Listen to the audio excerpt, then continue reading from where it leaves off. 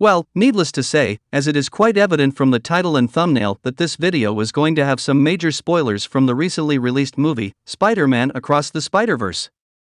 So, if anyone has not had the chance to go and watch the movie yet, I suggest that you go and watch it first and then come to this video. I highly recommend you to watch this movie if you are still deciding whether to watch it or not, because it is absolutely amazing. This movie is nothing less than a dream come true for any Spider-Man fan. And now, coming to those who have already seen the movie, this video is specifically for you. I am honestly quite surprised that almost all of you somehow could not see the true nature of a very important character in the movie and even the whole multiversal fabric stuff. I have gone through a lot of YouTube videos explaining the ending of the movie, but none of them have touched upon some of the points that I want to bring up in this video. Before starting, I quickly want to make a simple request. Talking about comic book movies, games and TV shows is my passion. If you want me to keep doing this, I want a small favor from you. Please like this video and subscribe to my channel. It means the world to me. Well, without any further delay, let us begin. I think Spider-Man 2099 aka Miguel O is not even a real Spider-Man. In the movie, he explains that he took the place of someone who was meant to die as part of the Canon event.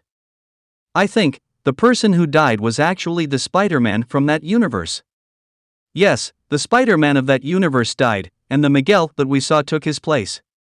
If you pay attention, he basically has no qualities of Spider-Man. He is not humorous nor he is funny. He is basically miserable and sad all the time. On many occasions, he acts out of anger, which is very uncharacteristic of Spider-Man. To my utmost surprise, at one point, he even says to Miles that he is just a teenager pretending to know everything. Well, isn't that what every other Spider-Man is?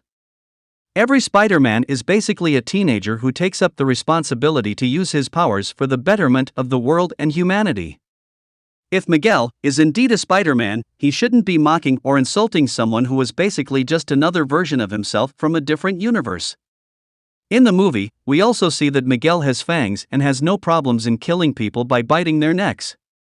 If I am correct, these are classic symptoms of a cold-blooded vampire.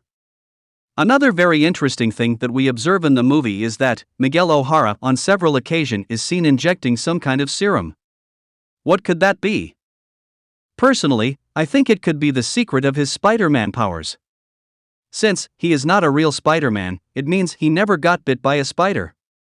So, he would require external assistance to give him his powers. So this is what the serum does. It is kind of similar to Compound V, which acts as a temporary source of his powers. Now, if this theory is true, Spider-Man 2099 is actually no different than Miles Morales. Just like Miles Morales, Miguel O was also never meant to become Spider-Man. So, that makes both of them anomalies in the multiversal fabric. Now, another thing to note is that Miles Morales already had his Canon event when Uncle Aaron dies. Isn't it? So is it really necessary for his father to die as well? What if Miguel has been lying to Miles all along? Another thing to note is that he says since Earth 1610 already had a Spider-Man, so there was no need of another Spider-Man. So, since Miles Morales became Spider-Man, the original Peter Parker of that universe had to die. But, if we look at Sony's new Spider-Man game, Marvel's Spider-Man 2, we already saw in the teaser that Miles and Spider-Man both exist in the same universe. And in the movie, we can clearly see Spider-Man from the Insomniac games in the Spider Society headquarters.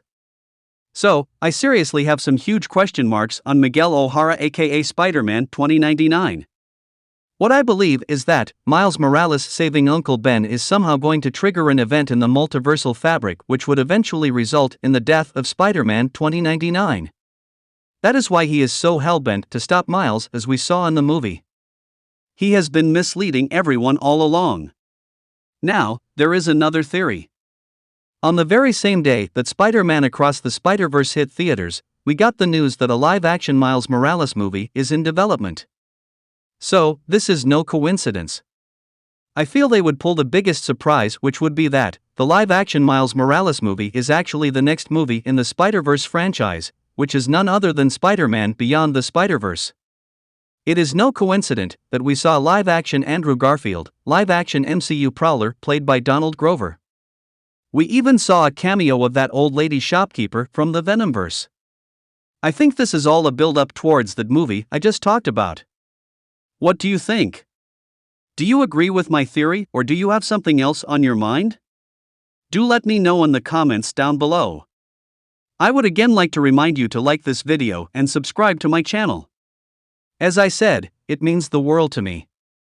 Thanks for watching. Have a great day.